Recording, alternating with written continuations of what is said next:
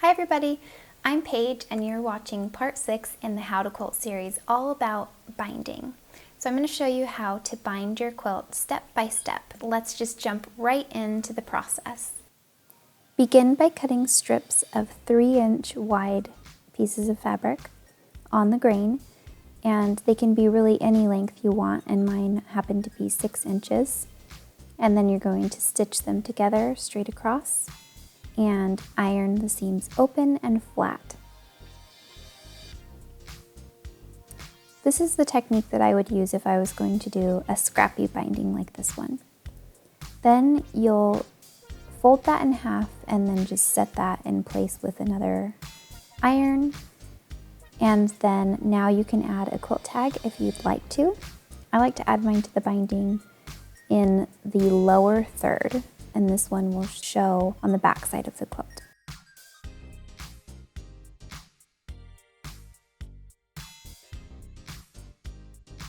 So I stitched just all the way through.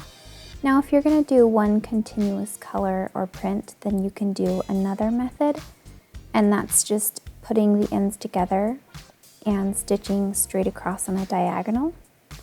And as you open that up, you can see that it really blends in really nicely and it reduces bulk because it staggers the seam. So if you're just using one color, I'd recommend doing it on the angle instead of just straight up and down. After the binding is ready and made, we're going to trim off all of the excess edges off of the quilt, all of the batting and the backing, to where we have a nice, clean, perfectly squared up edge to attach the binding to. So to begin the binding, you're going to align it, the raw edge, not the folded edge, to the edge of the quilt, and you're going to start stitching about 8 to 10 inches away from the beginning of the binding.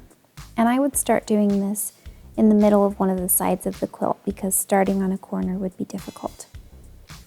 So you'll just start stitching and following all the way down the side, and you'll stitch about a 1/2 inch away from the edge. Now once you get to the corner, measure a 1/2 inch from both the bottom and the side and put a pin to mark that point and stitch all the way until you get to the pin. Then you can remove the pin and pivot the quilt and sew a 45-degree angle, just going to the point of the quilt. Then you can take this out and you're going to fold this fabric back to where it lines up with the new edge and just fold it over to where it creates this little, kind of like a little dog ear flap. And then you're going to begin stitching at that point where you stopped, which is the 1/2 inch from both the side and the bottom. So just pick back up with the stitches right in that spot and continue sewing all the way to the next corner and do that all the way around the quilt. Then you'll stop sewing before you get to the end. See right here, I'm matching them up and I'm just drawing a little chalk line to where I know where to stitch them together. And I'll open up the fabric, I'll put those points together, and I will stitch those points together right where my chalk lines are.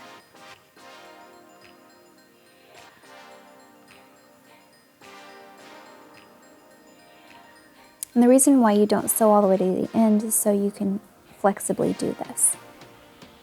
So now it's stitched together and you just have to remove that extra fabric, so you just snip it right away, and you don't really have to press this. You can just press it by hand and shape it into place and then sew that opening closed the same way that you did the binding all the way around.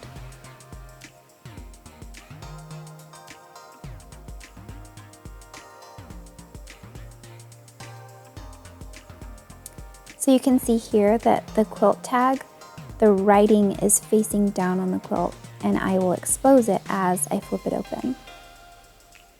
Now I'm going to just tie a little knot in the end of a doubled up thread and hand stitch the binding.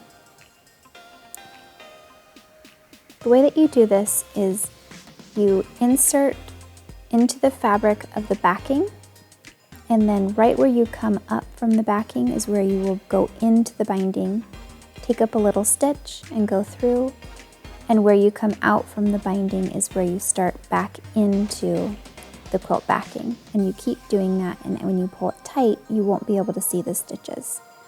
This is called a ladder stitch, and it just creates an invisible stitch, and it really is super sleek and beautiful on the back of the quilt. You can stitch this down by machine, but I recommend doing it by hand just because it really looks very high quality.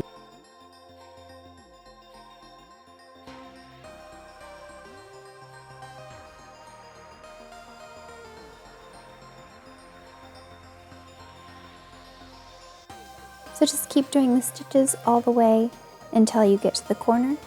And the way that you secure the corner is you fold the flap down on both sides and just create that mitered corner edge.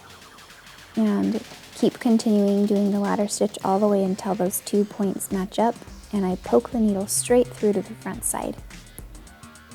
And then to close that mitered corner, I do a little ladder stitch right in that opening, so it seals that corner closed. Stick the needle to the back and do a ladder stitch to get the back of the mitered corner stitched together. And then once you get to the other side where that red is, you'll just continue doing a ladder stitch until you get all the way around the quilt. So here I've met up on both points, and I'm going to overlap my stitches just to be extra secure. I'm going to tie a very secure knot.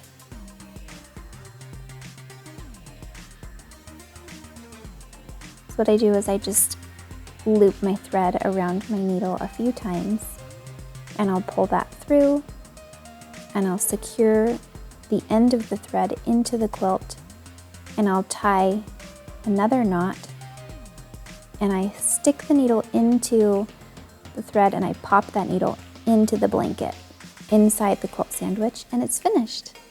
And it looks so beautiful.